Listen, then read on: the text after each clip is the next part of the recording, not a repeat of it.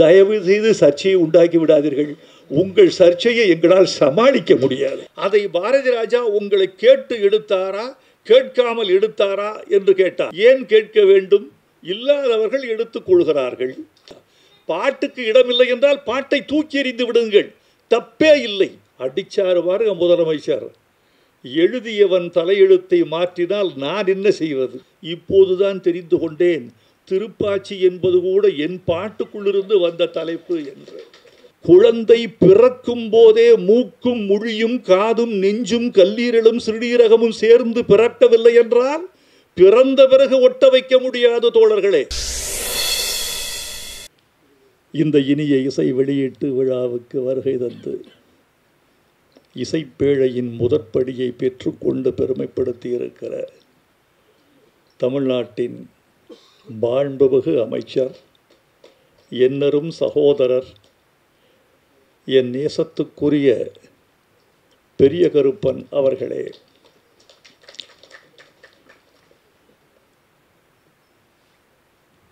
படக்குழுவை சார்ந்த நண்பர்களே, மேடையில் அமர்ந்திருக்கும் மேன்மைக்குரிய கலைப்பெருமக்களே, பாசத்திற்குரிய பத்திரிகையாளர்களே, ஊடக உறவுகளே, கலை உலகத்தின் முன்னணி முகங்களே, தாய்மார்களே, உங்கள் அனைவருக்கும் எனது அன்பான வணக்கத்தை தெரிவித்துக் கொள்கிறேன். படத்துறைக்கும் எனக்கும் எந்த உறவும் இல்லை. பள்ளி நாட்களிலிருந்தே நான் படத்துறையை விட்டு தள்ளி நிற்கிறவன். இன்று இந்த விழாவுக்கு வந்து நான் கலை உலகத்தோடு உறவாட வந்திருக்கிறேன். எனக்கு இது அந்நியமாக இருக்கிறது என்ற பொருளில் நம்முடைய மீசை அமைச்சர் இங்கு அற்புதமாக உண்மையை சொன்னார். ஆனால் ஒன்று சொல்ல வேண்டும் உங்களுக்கு, கூட்டுறவுத்துறை உங்களுக்கு அது மட்டும் போதாது, பாட்டுறவுத்துறையும் உங்களுக்கு கூட இருந்தால்தான் உங்கள் மனசு பூரணமாகும் என்று அவரை இந்த விழாவுக்கு அழைத்திருக்கிறார்கள் என்று நினைக்கிறேன். வேலுச்சாமி, விஷ்ணுப்பிரியா, சஞ்சனா சிங், ராகுல், இயக்குனர் காளிமுத்து, இசையமைப்பாளர் ராம்ஜி உள்ளிட்ட கலைஞர்களை நான் பெரிதும் பாராட்டுகிறேன். இந்த விழாவில் அமைச்சர் பேசுகிற பொழுது இசையமைப்பாளர் பெயரை உச்சரிக்க முயன்றார். சபேஷ் முரளி என்று சொன்னார். தப்பில்லை, சபேஷ் முரளியும் ஒரு சிறந்த இசையமைப்பாளர் தான். பக்கத்திலிருந்து நண்பர்கள் சொன்னார்கள், நீங்கள் தவறுதலாக சொல்லிவிட்டீர்கள், இந்த படத்துக்கு இசை சபேஷ் முரளி அல்ல, ராம்ஜி என்று சொன்னார்கள். அடிச்சாரு பாருங்க முதலமைச்சர். எழுதியவன் தலையெழுத்தை மாற்றினால் நான் என்ன செய்வது? ஒரு அமைச்சர் மேடையிலே பேசிக் கொண்டிருந்தார். ஆளுநர் விழா, வரவேற்புரை என்பது அவருக்கு வழங்கப்பட்டிருந்த கடமை. வரவேற்புரை 3 நிமிடங்கள் என்று வரையறுக்கப்பட்டிருக்கிறது. 3 நிமிடங்கள் பேச வேண்டிய அமைச்சர் வரவேற்புரையை 6 நிமிடங்கள் பேசுகிறார். எல்லோருக்கும் அதிர்ச்சியாகிவிட்டது. கேட்டார்கள், 3 நிமிடம்தானே நீங்கள் வந்து பேச வேண்டும், 6 நிமிடங்கள் பேசியிருக்கிறீர்களே அமைச்சரே என்று கேட்டார்கள். நான் 6 நிமிடங்கள் தான் பேசினேன் என்று சொல்லிவிட்டு போய்விட்டார். உள்ளே சென்று நேர்முக உதவியாளரை அழைத்து கேட்டார், 3 நிமிடம்தானே நீ எழுதித்தர வேண்டும், 6 நிமிடங்கள் ஏன் எழுதி தந்தாய்? அதற்கு உதவியாளர் சொன்னார், ஐயா மன்னிக்க வேண்டும், நான் 3 நிமிடங்களின் உரையை 1+1 வைத்திருந்தேன். நீங்கள் அதை 2 முறை வாசித்து விட்டீர்கள், என்னை மன்னிக்க வேண்டும் என்றார். எழுதி தருகிறவர்கள் சரியாக இருந்தால்தான் கடமை சரியாக நடக்கும் என்பதற்கு இன்றைய நிகழ்ச்சியும் உதாரணம். எங்களுக்கு மகிழ்ச்சி, நீங்கள் வந்தது, வாழ்த்தியது, மண்ணை சார்ந்த பெருமக்களுக்கு நீங்கள் வாழ்த்து சொல்லியது. இவர்களெல்லாம் உங்கள் உறவுகள். கருப்பர் என்ற சாமியின் பெயரால் எடுக்கப்படுகிறது. நாங்கள் 2 பேர் கருப்பு சாமிகள் வாழ்த்த வந்திருக்கிறோம். ஒன்று பெரிய கருப்பசாமி, நான் சின்ன கருப்பசாமி. இந்த 2 பேரும் சேர்ந்து இந்த கருப்பர் படத்தை நாங்கள் வாழ்த்த வந்திருக்கிறோம். நண்பர்களே நன்றி. உங்களுக்கு ஒரு வார்த்தை சொல்லி தொடங்க வேண்டும் என்று நினைக்கிறேன். இந்த நேரம் ஒரு பேச்சாளர் நீண்டு உரையாற்றக்கூடிய நேரத்தை குறிக்கிற நேரம் அல்ல என்பது உங்களுக்கும் தெரியும், எனக்கும் தெரியும். அதனால் நான் எண்ணி சில செய்திகளை உங்களோடு பகிர்ந்து கொண்டு விடைபெற வேண்டும் என்று ஆசைப்படுகிறேன். காளிமுத்து என்னை வந்து சந்தித்ததும் கதை சொன்னார். அந்த கதை எனக்கு பிடித்திருந்தது. கதை நன்றாக இருக்கிறது தம்பி. சினிமா என்பது இன்றைக்கு கதை அல்ல, மேக்கிங் என்று சொல்லக்கூடிய ஆக்கம். ஒரு படத்தை எப்படி ஆக்குகிறீர்கள் என்பதுதான் முக்கியம். சினிமா இஸ் நத்திங் பட், வேற என்ன? சினிமா என்பது வேறொன்றும் இல்லை. Cinema is nothing but execution, அமல்படுத்துதல், நிறைவேற்றுதல், ஆக்குதல், உருவாக்குதல், கலையாக்குதல், அழகியலாக்குதல், நெஞ்சில் தைப்பது மாதிரி காட்சிகளை அமைத்தல். அங்கேதான் கலைஞனுக்கும் கதாசிரியனுக்கும் பார்வையாளனுக்குமான உறவு தொடங்குகிறது. எல்லா இயக்குநர்களும் மாறுபடுவதும் வேறுபடுவதும் வெற்றி பெறுவதும் தோல்வியடைவதும் இந்த மேக்கிங் என்ற இந்த புள்ளியில் மட்டும்தான். காளிமுத்து மீது எனக்கு நம்பிக்கை இருக்கிறது. அவர் கதையை சொன்ன மாதிரி எடுத்து கொடுப்பார் என்ற நம்பிக்கையில், இந்த படம் வெற்றி பெறும் என்ற நம்பிக்கையில் நான் வேட்டைக்காரி என்று தலைப்பு கொடுத்தேன். தலைப்பு என்பது எங்களுக்கு புதிதல்ல. நான் எழுதிய முதல் பாட்டு பொன்மாலை பொழுது, அது ஒரு படத்துக்கு தலைப்பானது. புதுக்கவிதைக்கு நான் எழுதிய ஒரு பாட்டு வெள்ளை புறா ஒன்று, அது ஒரு பாட்டுக்கு தலைப்பானது. என் பல்லவி பூவே பூச்சூடவா, அது அந்த படத்துக்கு தலைப்பானது. இப்போதுதான் தெரிந்து கொண்டேன் திருப்பாச்சி என்பது கூட என் பாட்டுக்குள்ளிருந்து வந்த தலைப்பு என்று. இப்படி எத்தனை பேர் ரகசியமாக என்னை பயன்படுத்தி இருக்கிறார்கள் என்பதை நான் அறிய மாட்டேன். நீதானே எந்தன் பொன் வசந்தம் என் பாட்டு தலைப்பு. விண்ணை தாண்டி வருவாயா என்பது என் பாட்டு தலைப்பு. இவர்களில் யாரும் தோழர்களே வைரமுத்துவை வந்து பார்த்தோ தொலைபேசியில் கேட்டோ இந்த தலைப்பை பயன்படுத்தியதில்லை. அத்தனை பேரும் வைரமுத்து நமக்கானவன், தமிழ் நமக்கானது, ஏன் கேட்க வேண்டும் என்ற உரிமையில் எடுத்துக் கொள்கிறார்கள். நானும் கேட்பதில்லை. நீங்கள் கேட்பதில்லையா என்று சில பேர் கேட்டார்கள். நான் ஜெயகாந்தன் பதிலை சொன்னேன். ஜெயகாந்தன் சொன்னார், புதிய வார்ப்புகள் என்பது உங்கள் படைப்பல்லவா, உங்கள் சிறுகதை தொகுதி அல்லவா? அதை பாரதி ராஜா உங்களை கேட்டு எடுத்தாரா கேட்காமல் எடுத்தாரா என்று கேட்டார். கேட்கவில்லை என்று சொன்னார். நீங்கள் கேட்கக்கூடாதா? ஜெயகாந்தன் சொன்ன பதிலைத்தான் நான் உங்களுக்கு சொல்லிக் கொள்ள வேண்டும் என்று ஆசைப்படுகிறேன். ஏன் கேட்க வேண்டும்? இல்லாதவர்கள் எடுத்துக் கொள்கிறார்கள். இது ஜெயகாந்தன் சொன்ன பதில். அதைத்தான் நானும் சொல்கிறேன். எப்படியோ நல்ல வழியில் தமிழ் கொழிக்க வேண்டும், தமிழ் செழிக்க வேண்டும். உச்சரிக்கப்படுகிற போது நாவில் தேன் ஊற வேண்டும், செவியில் வந்து ஒரு தென்றல் வீசிவிட்டு போக வேண்டும், மனதில் ஒரு கிளர்ச்சி உண்டாக வேண்டும்.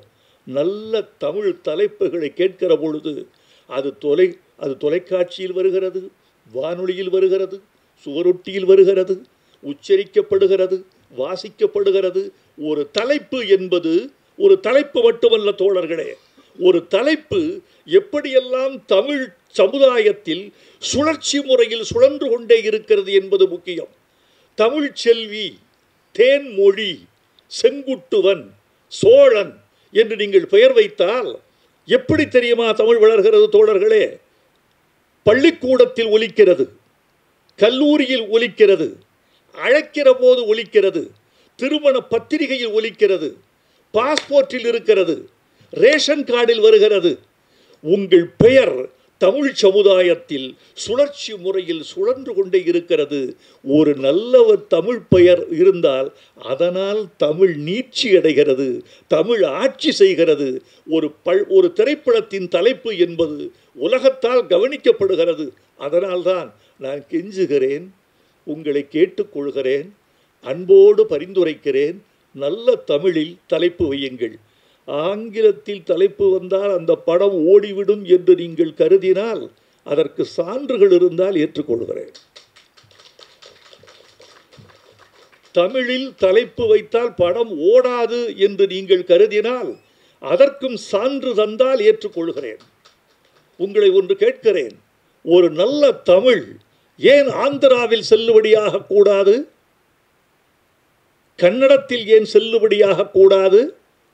ஒரு இந்தி தமிழ்நாட்டில் செல்லுபடியாகிற போது ஒரு தமிழ் அறியாத மாநிலங்களில் ஏன் செல்லுபடியாக கூடாது? நீங்கள் அப்படித்தானே தமிழை செல்லுபடி ஆக்க வேண்டும், அப்படித்தானே ஆக்க முடியும். அதனால் உங்களை அன்போடு கேட்டுக்கொள்கிறேன். வேட்டைக்காரி என்ற தலைப்பை அவர் ஏற்றுக்கொண்டதற்காக காளிமுத்துவுக்கு நான் என்னுடைய அன்பை, நன்றியை தெரிவித்துக் கொள்கிறேன். நீங்கள் கருதலாம், காளிமுத்து காளிமுத்து என்ற இந்த கிராமத்தான் என்னிடம் வந்ததும் அவர் முகத்தை பார்த்து, நிறத்தை பார்த்து, அவர் உடல் மொழியை பார்த்து, அவர் ஆடை அணிந்திருக்கிற அந்த அசுரத்தையை பார்த்து இவரை ஏற்றுக்கொள்ளலாமா வேண்டாமா என்று நான் கருதவில்லை. இவனைத்தான் ஏற்றுக்கொண்டு ஆதரிக்க வேண்டும் என்று நினைத்தேன். இவன் நம்மவன், நம் மன்னவன், என்னுடைய உறவினன் என்றால் ஜாதி கீதி எனக்கு தெரியாது, யாரையும் நான் கேட்கறதில்ல. தமிழன், பச்சை தமிழன், நிறத்தால் கருப்பு தமிழன், இவனை ஆதரிக்க வேண்டும் என்று நான் கருதினேன். யாருக்கு என்ன குணம் என்று தெரியாது. நிராகரிக்கப்பட்டவர்களெல்லாம் எந்தெந்த உயரத்தில் இருந்தார்கள் என்பது உங்களுக்கு தெரியாது. ஒரு நடிகர் தான் நடித்த இயக்குனரிடம் சென்று கெஞ்சுகிறார். அந்த இயக்குனரை பார்த்து கெஞ்சுகிறார், இதான் என்னுடைய முதல் படம், தயவு செய்து இயக்குனர் அவர்களே எனக்கு ஒரு க்ளோஸ்அப் போட முடியுமா படத்தில்? ஒரு இயக்குனரை பார்த்து கெஞ்சுகிறார் ஒரு நடிகர், எனக்கு ஒரு க்ளோஸ்அப் போட முடியுமா? ஏன் மேம், உன் முகத்துக்கு க்ளோஸ்அப் கேட்குதா? உன் முகம் சரியில்லை, பல்லு வேற எத்திக்கிட்டு இருக்கு, க்ளோஸ்அப் போட்டால் படத்தில் ஒரு அருவருப்பு வரும், வேண்டாம், நான் பார்த்துக்கிறேன், நீ போ. அப்படி நிராகரித்த இயக்குனருக்கு பெயர் எல்லிஸ் ஆர் டங்கன். அப்படி நிராகரிக்கப்பட்ட நடிகர் மக்கள் திலகம் எம்ஜிஆர். எந்த முகம் நிராகரிக்கப்பட்டதோ அந்த முகத்தை நெஞ்சில் பச்சை குத்தி கொண்டு ரசிகர்கள் இருந்தார்கள் என்பதை உங்களுக்கு தெரியும். எனவே யாரை நிராகரிக்க வேண்டும் என்று நாம் நினைக்கிறோமோ அவர்களிடம் நாம் சென்று அவர்கள் நிழலில் இளைப்பாற வேண்டிய காலம் வந்தாலும் வரும். இன்னொரு நடிகர், இவரை இந்த படத்தை விட்டு தூக்கி விடுங்கள் என்கிறார்கள். ஏன்? இந்த ஆள் வசனம் பேசினால் மீன் வாயை திறப்பது போல இருக்கிறது, இப்படி சொல்லியிருக்காங்க. இவர் வாய் திறந்தால் மீன் வாய் திறப்பது போல் இருக்கிறது, வாயை திறக்காமல் வசனம் பேச சொல்லுங்கள், அது எப்படிங்க முடியும்? இவரை நீக்கிவிட்டு இந்த பாத்திரத்திற்கு KR ராமசாமியை வந்து ஃபிக்ஸ் பண்ண முடியுமா என்று கேட்டிருக்கிறார்கள். அப்படி கேட்கப்பட்டவர் நடிகர் திலகம் சிவாஜி கணேசன். படம் பராசக்தி.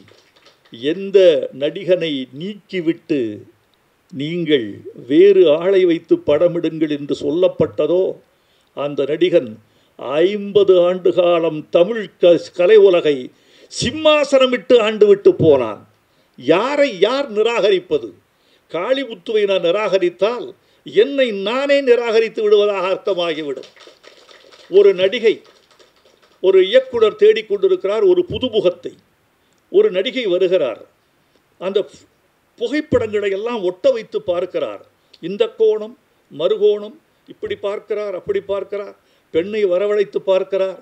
பார்த்துவிட்டு சொன்னார், பெண்ணே, இன்னும் சினிமாவுக்கான முகவெட்டு, முக கோணம் இன்னும் வரவில்லை. இந்த ஃபோட்டோஜெனிக் ஃபேஸ் இன்னும் உனக்கு வந்து சேரவில்லை. வருமா வராதா தெரியாது. இன்னும் ஒரு 5 வருஷம் கழித்து உன் ஃபோட்டோவை அனுப்பு. என்னுடைய கோணத்தில் அது சரியாக இருந்தால் உன்னை ஏற்றுக்கொள்கிறேன். அப்படி நிராகரித்தவர் இயக்குனர் ஸ்ரீதர், நிராகரிக்கப்பட்டவர் ஹேமமாலினி. இந்த நிராகரிப்பினாலேயே அந்த அம்மையார் இந்திக்கு சென்று வெற்றி பெற்ற பிறகு என் வாழ்நாளில் என்னை நிராகரித்த தமிழ் சினிமாவில் நடிக்க மாட்டேன் என்று ஒரு உத்தரவாதம் எடுத்துக்கொண்டதாக என் செவிகளுக்கு வந்தது. இதில் எவ்வளவு உண்மை என்று எனக்கு தெரியாது. என் செவிகளுக்கு வந்த செய்தியை உங்களுக்கு சொல்ல வேண்டும். யாரும் சினிமாவில் பெருசாக வரலாம். நண்பர்களே, நீட்டி முழக்க ஆசைதான், ஆனால் வேண்டாம் என்று நினைக்கிறேன். இந்த பாடல்களை பற்றி நான் கொஞ்சம் சொல்லியாக வேண்டும். எவ்வப்பொழுதெல்லாம் ஒரு கவிஞன் தன் கவிதையை கொண்டு போய் பாட்டுக்குள் செருகுகிறானோ, பாட்டு என்ற சிம்மாசனத்தில் கவிதைக்கு எப்போது முடிசூடுகிறானோ, அப்போதெல்லாம் தமிழ் பாட்டு உச்சத்தில் கொடிகட்டி பறந்திருக்கிறது. நான் இப்போது ஒன்று சொல்லிக்கொள்ள வேண்டுமா நண்பர்களே, ஊடக நண்பர்களே? இதோ நேரடி ஒளிபரப்பில் கூட யூடியூப் நண்பர்கள் இதை ஒளிபரப்பிக் கொண்டிருக்க கூடும். அல்லது நாளை விடுவதற்குள் எப்படி தெரியுமா ஆச்சரியப்பட்டேன் தெரியுமா? நான் இங்கே பேசுகிறேன், நான் வீட்டுக்கு போயிடுறேன். காலையில் 5 மணிக்கு எழுந்து 5:45 என் புல்வெளிக்கு வந்து விடுகிறேன் பத்திரிகை படிக்க. 3/4 மணி நேரத்தில் என் யோகாசனமோ நடைப்பயிற்சியோ முடிச்சுட்டு ஒரு காலையில் பத்திரிகை படிக்கலைன்னா பைத்தியம் பிடிச்சிரும். பத்திரிகை படிக்க உட்கார்றேன். தொலைபேசி வருகிறது 6:15. ஐயா, நேற்று சாயந்தரம் நீங்கள் பேசின பேச்சு அற்புதம், பின்னிட்டீங்க. இந்த விஷயத்தை மட்டும் நீங்கள் தவிர்த்திருக்கலாம். எப்படி? நேற்று மாலை நான் பேசுகிற பேச்சுக்கு அதிகாலை 6:15 வந்து விமர்சனம் வருகிறது, பாராட்டு வருகிறது. பூமாலையோ அம்போ அதிகாலையில் என் மார்பில் விழுகிறது. இவ்வளவு வேகமாக இருக்கு உங்கள் ஊடகம். உங்கள் ஊடகத்தை நான் பாராட்டுகிறேன். தயவு செய்து இந்த ஊடக ஆற்றலை நன்மைக்கு மட்டுமே பயன்படுத்துங்கள். தயவு செய்து இந்த ஊடகங்களை எங்கள் கலைஞர்களை மேம்படுத்த பயன்படுத்துங்கள். தமிழ்நாட்டின் விழுமியங்களை, தமிழ்நாட்டின் மேன்மைகளை, இலக்கியங்களை, நல்லியல்புகளை, இன்னும் செத்துப்போகாத நீதியை, இன்னும் தோற்றுப்போகாத உறவுகளை, இன்னும் எங்கள் மூதோதையர்களை வழிபடக்கூடிய அந்த முன்னுரிமையை போற்றுவதற்கும் காப்பாற்றுவதற்கும் இந்த ஊடகங்கள் பயன்பட வேண்டும் என்று நான் கருதுகிறேன். இப்போது சொல்கிறேன், எவ்வப்போதெல்லாம் நல்ல பாடல்கள் வந்து தெரியுமா? கவிஞன் கவிதையை தொட்டுக்கொண்டு எழுதிய போதுதான். கவிஞர் கண்ணதாசன் ஒரு பாட்டு எழுதினார். வானம் அழுவது மழையெனும் போது, வையம் அழுவது பனியெனும் போது, கானம் அழுவது கலையெனும் போது, கவிஞன் அழுவது கவிதையாகாதோ? வானம் அழுவது மழையெனும் போது, வையம் அழுவது பனியெனும் போது, கானம் அழுவது கலையெனும் போது, கவிஞன் அழுவது கவிதையாகாதோ? இது ஒரு கவிதை, தூரத்தில் இருக்கு. இந்த கவிதையை எங்காவது ஒரு பாட்டுக்குள் வைக்க முடியுமா என்று கவிஞன் காத்திருக்கிறான். ஒரு நல்ல தங்க கட்டி கிடைத்தால் தன் மகளுக்கு எப்படியாவது அதை நகையாக்கி விட வேண்டும் என்று ஒரு தாய் துடிப்பது போல, ஒரு நல்ல கவிதை கையில் கிடைத்தால் அதை பாடலாக்கி விட வேண்டும் என்று ஒரு பாடலாசையன் துடிப்பான். அந்த துடிப்பு தான் கலை துடிப்பு. அதுதான் ஒரு மேன்மைக்கான ஒரு உத்தி. இவர் பாட்டார். கவலை இல்லாத மனிதன் ஒரு பாட்டு, சந்திரபாபுக்கு ஒரு பாட்டு, பிறக்கும் போதும் அழுகின்றான் பாட்டு. இந்த கவிதையை தூக்கி அங்கே வச்சார். எப்படி வச்சார்? இரவின் கண்ணீர் பனித்துளி என்பார், முகிலின் கண்ணீர் மழைத்துளி என்பார். இயற்கை அழுதால் உலகம் செழிக்கும், மனிதன் அழுதால் இயற்கை சிரிக்கும். அதை கொண்டு வந்து இங்கே பந்தி போட்டார். இப்போது கவிதையின் அனுபவத்தை, கவிதையின் வீச்சை, கவிதையின் செழுமையை, அதன் பரவசத்தை, கவிதை என்ற உள்ளீட்டை கொண்டு வந்து பாடலுக்குள் அவர் பதியம் போட்ட பொழுது தமிழர்கள் கவிதையும் படித்தார்கள், பாடலும் கேட்டார்கள்.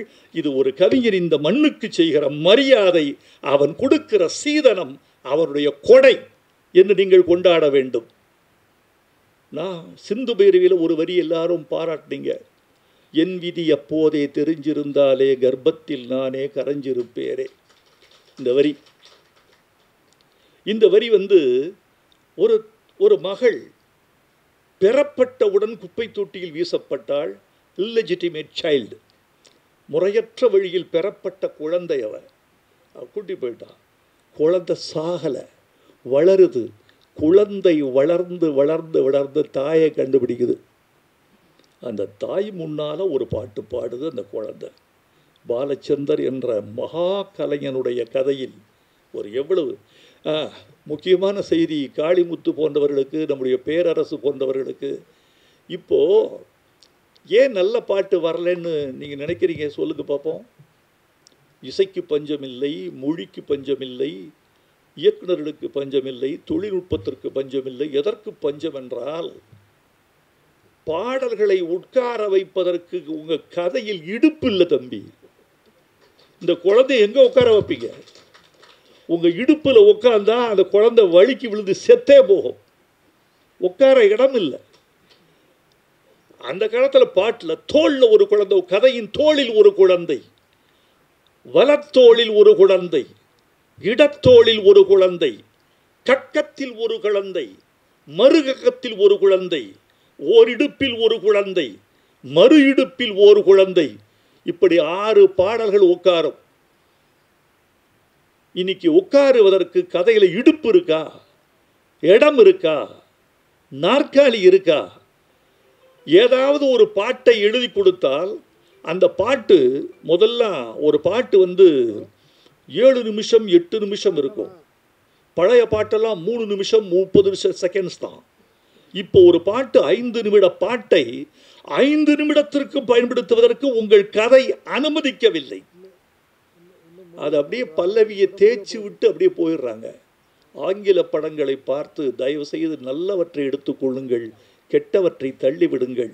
ஆங்கில படங்களில் வசனத்தோடு வசனமாய், காட்சியோடு காட்சியாய், படத்தோடு படமாய் பாடல்கள் தேய்க்கப்பட்டு விடுகின்றன. இதை நீங்கள் தமிழில் கைப்பற்றாதீங்க, பின்பற்றவே வேண்டாம். ஏன்னா தமிழன் பிறக்கும்போது பாட்டு, வளரும்போது பாட்டு, பள்ளியில் சேர்ந்தால் பாட்டு, திருமணத்தில் பாட்டு, பள்ளியறையில் பாட்டு, தாலாட்டு பாட்டு, செத்தால் ஒப்பாரி என்ற எங்கள் தமிழச்சிகளின் திருப்பாட்டு. இப்படி பாட்டில் பிறந்து, பாட்டில் வளர்ந்து, பாட்டில் கழித்து, பாட்டில் லயித்து, பாட்டில் கரைந்து, பாட்டிலேயே முடிந்து போகிற இனம் தமிழ் இனம். பாட்டை நீங்கள் படத்தை விட்டு தூக்கி விடாதீர்கள். ஸ்க்ரீன் பிளே எழுதும்போது நான் கேட்குறேன், இயக்குநர்களை கேட்குறேன், எல்லாத்தையும் நான் சொல்கிறதில்ல வெளியே. இயக்குநர்கள் வந்தோடனே ஸ்க்ரீன் பிளே முடிச்சிட்டிங்களா? முடிச்சாச்சு சார். வசனம் முடிச்சாச்சு. பாட்டுக்கு ஸ்க்ரீன் பிளே பண்ணியிருக்கீங்களா?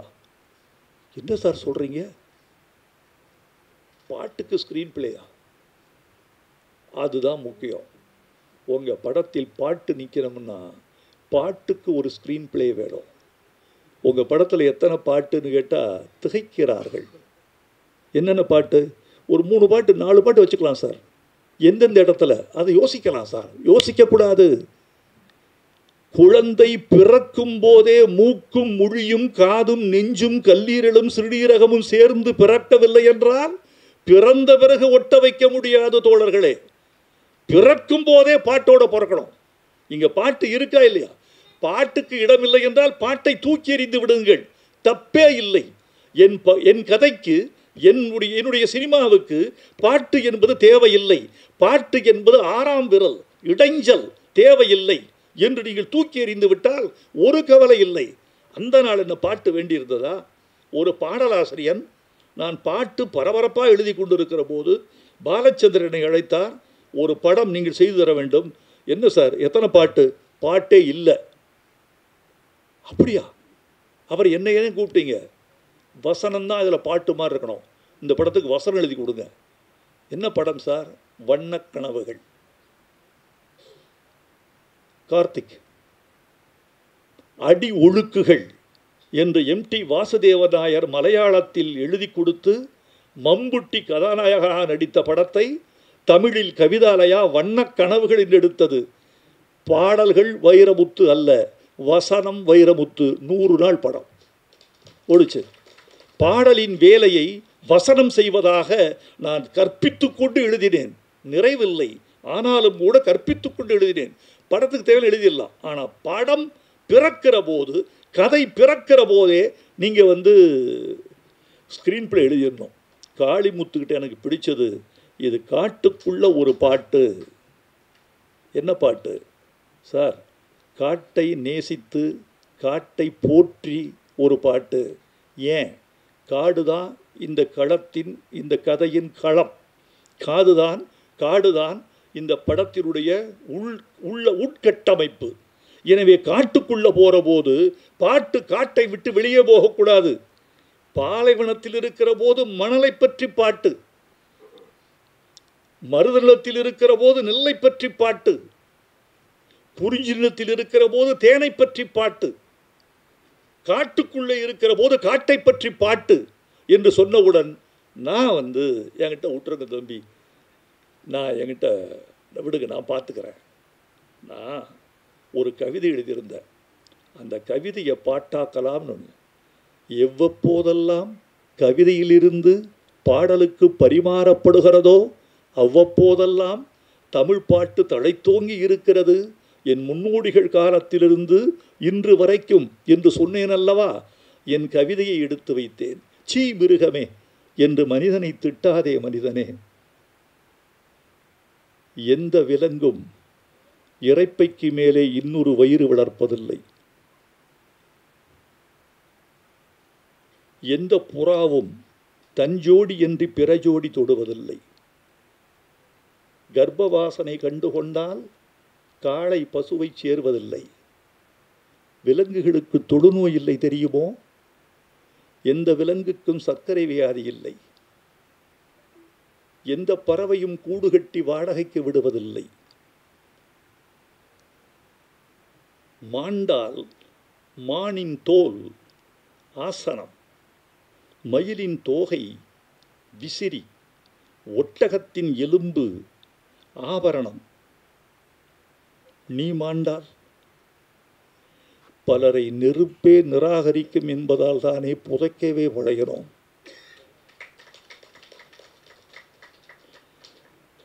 காட்டுக்குள் மதம் இல்லை, காட்டுக்குள் மூட நம்பிக்கை இல்லை. அங்கே யானையின் காலில் யானை விழுந்ததாய் தகவல் இல்லை. அங்கே நெருப்பு கோழி கூட தீ மிதித்ததில்லை. பௌத்த பசு, மகமதியமான், சீக்கிய சிங்கம் காட்டுக்குள் காட்ட முடியுமா? அங்கே மதம் பிடித்தாலும் மதவாதம் பேசுவதில்லை யானைகள். நீ விலங்கை பார்த்து சீ மிருகமேனு திட்டார. கொஞ்சம் பொறு, காட்டுக்குள் என்ன சுத்தம்? ஒரு மிருகம் இன்னொரு மிருகத்தை ஏசுகிறது. சீ மனிதனே.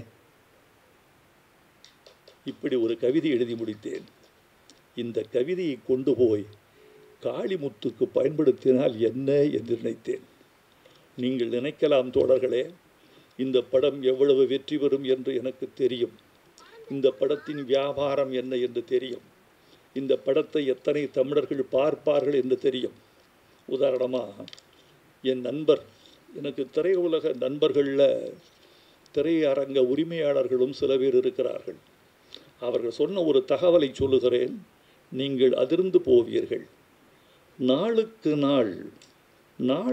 நாள் திரையரங்கத்தில் திரைப்படம் பார்க்கிற தமிழர்களின் எண்ணிக்கை குறைந்து கொண்டே வருகிறது. இந்த நம்பர் ஆஃப் ஆடியன்ஸ். ஒரு காலத்தில் 1.5 கோடி மக்கள் பார்த்த படம்னு வச்சுக்கோங்க. அப்புறம் 1.25 கோடி, அப்புறம் 1 கோடி, 35 லட்சம் பேர் பார்த்தாலே இன்னைக்கு பெரிய படம்.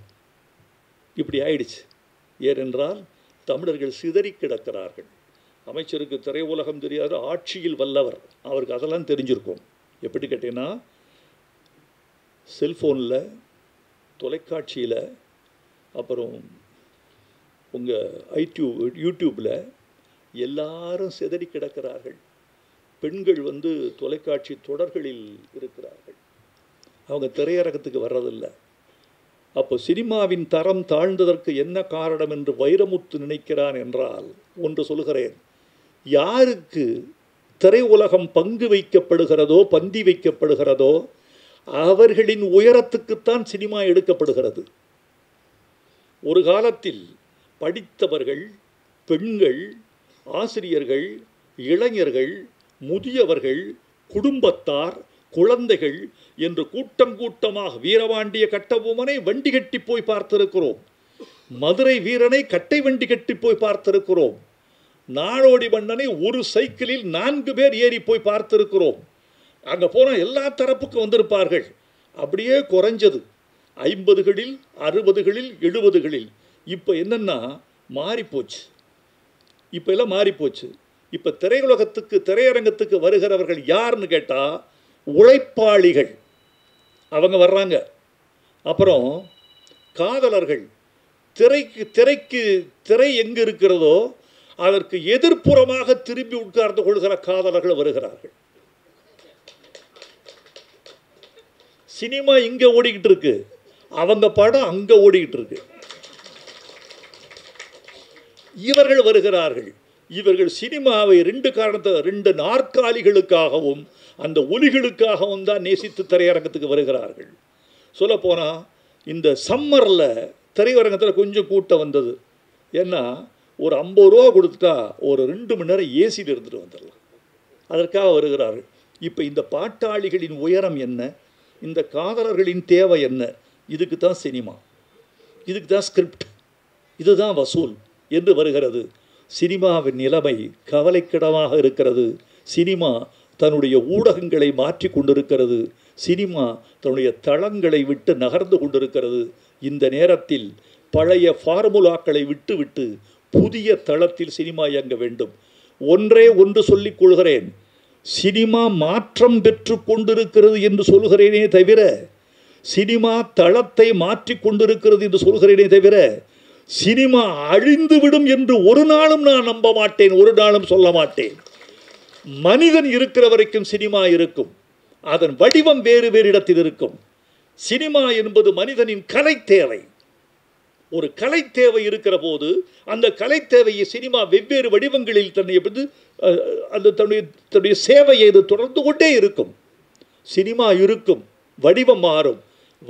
மாறுகிற வடிவத்தை புரிந்து கொண்டு, மாறுதலின் தேவையை புரிந்து கொண்டு எங்கள் கலைஞர்கள் நடைபோட வேண்டும் என்று நான் விரும்புகிறேன். இதைத்தான் நான் சொல்கிறேன். இந்த கவிதையைத்தான் இந்த பாட்டுக்குள்ளே வச்சேன். நாட்டுக்குள்ள மனுஷனுக்கு மிருக வேஷம் பொருந்தி வரும். ஒருத்தன் புலி வேஷம் போட்டு ஆடுவான், சிங்க வேஷம் போடுவான், பறவை வேஷம் போடுவான். நாட்டுக்குள்ள மனுஷனுக்கு மிருக வேஷம் பொருந்தி வரும், காட்டுக்குள்ள மிருகத்துக்கு மனுஷ வேஷம் பொருந்தாது. கூடு கட்டி பறவைகளோ வாடகைக்கு விட்டதில்லை, விலங்குகளோ காட்டுக்குள்ள பட்டா போட்டு வாழ்ந்ததில்லை. மதம் பிடிச்ச யானைக்கும் மதவாதம் சொன்னதில்லை, சைவ புலி பௌத்த பசு காட்டுக்குள்ள கண்டதில்லை. பேரரசு சொன்னாரா, அமைச்சர் சொன்னாரா? மேடு பள்ளம் இருந்தாலும் அசிஸ்டன்ட் கமிஷனர் சொன்னீங்க அழகா. மேடு பள்ளம் இருந்தாலும் சமதர்மம் காட்டுக்குள்ள, சமவெளியில் வாழ்ந்தாலும் மேடு பள்ளம் நாட்டுக்குள்ள. இதை சொல்லுகிற போது அனுபவம் வருகிறது. சாலைகளில் போகிற போது வைரமுத்து சொன்ன வரி நினைவுக்கு வந்தால் அதுதான் வெற்றி. பேரரசுங்க ரொம்ப அழகாக சொன்னாரே, ஒரு அழகான விஷயம். திரையில் பாட்டு ஓடிக்கொண்டிருந்தது, ஆண் குரல் வந்த பொழுதே எனக்கு ஒரு பெண் குரல் வந்தது. எதுன்னு தெரியல, திரும்பி பார்த்தா என் பக்கத்தில் உட்கார்ந்திருந்த கதாநாயகி அந்த பாட்டை பாடிக்கொண்டிருந்தார். பரவாயில்லமா, உங்களுக்கு நீங்கள் தாய்மொழியை பஞ்சாபியாக கொண்ட ஒரு பெண் தமிழ் பாட்டை மனப்பாடம் செய்து கொண்டு தாளில்லாமல் பாடினார் என்கிற போது இதுதானம்மா ஒரு பஞ்சாபி பெண் தமிழ் பாடுகிற போது தமிழுக்கு கிடைத்த வெற்றி என்று நான் நினைக்கிறேன். இப்படித்தான் சின்ன சின்ன ஆசையை பட்டாளத்தில், இராணுவத்தில் ஒரு பக்கம் மலையாளிகள், ஒரு பக்கம் பஞ்சாபிகள், ஒரு பக்கம் வங்காளிகள், கொஞ்சம் தமிழர்கள் எல்லாரும் இருந்திருக்கிறாங்க. அப்போ சின்ன சின்ன ஆசை ஓடிக்கிட்டு இருக்கு. அப்போது அது அப்படியே இந்தியில் மொழிபெயர்க்கப்பட்டு சோட்டி சோட்டி ஆஷா அப்படின்னு வந்தது. இப்போ இந்தி பாட்டும் இருக்குது, தமிழ் பாட்டும் இருக்குது, எல்லாம் பாடிக்கிட்டு இருக்காங்க. சோட்டி சோட்டி ஆசா பாடுறாங்க. அப்போ சொல்லியிருக்காருங்க, வங்காளிகளும் மராட்டியர்களும் சேர்ந்து, அப்பா எனக்கு அந்த இந்தி பாட்டு வேண்டாம், அந்த ஒரிஜினல் பாட்டு வேணும். எனக்கு தமிழ் எங்களுக்கு புரியுதோ இல்லையோ, தமிழ் ஒலி காதுக்கு கேட்கணும். அந்த ஒரிஜினல் தமிழ் பாட்டை பாடு, சின்ன சின்ன ஆசைன்னு பாடு. I want to enjoy this sounds of Tamil கேட்டிருக்காங்க. இது அங்கிருந்து எனக்கு ஒரு கடிதம் எழுதுகிறார் ஒரு பட்டாளத்து வீரர். இப்படி இருந்தோம் ஐயா, சில ஹிந்தி பாட்டு பாடும்போது எல்லாரும் தமிழ் பாட்டை பாடுங்க, தமிழ் ஓசை கேட்கணும்னு கேட்டாங்க. இதுதான் ஐயா நீங்கள் தமிழுக்கு இராணுவம் வரைக்கும் உங்கள் தமிழ் நீண்டு இருக்கிறதுன்னாரு. இதெல்லாம் தான் வாழ்க்கையில் நாம் தமிழ் பிடித்ததற்கு அடையாளம். இதுதான் வெற்றி. நண்பர்களே, மிக்க மகிழ்ச்சி. இன்னொரு சந்தர்ப்பத்தில் இன்னும் பேசுவேன். நான் விடைபெறப் போகிறேன். எல்லாருக்கும் வாழ்த்து சொல்லப் போகிறேன். இந்த கலை குழு வாழ்க. வேலுச்சாமி நீங்கள் வாழ்க. விஷ்ணுபிரியா நீங்கள் தாம்மா தயாரிப்பாளர், வாழ்கம்மா. வேலுச்சாமி வாழ்க. உங்கள் மீது அமைச்சர் அவ்வளவு பேரன்பு வைத்திருக்கிறார். அவருக்கு நீங்கள் நன்றி சொல்ல வேண்டும். வந்திருந்த பெருமக்கள் வாழ்க, கலைத்துறை நண்பர்கள் வாழ்க, ஊடக நண்பர்கள் வாழ்க. தயவு செய்து இந்த பேச்சில் எதையும் சர்ச்சையாக்கி விட வேண்டாம் என்று கேட்டுக்கொள்.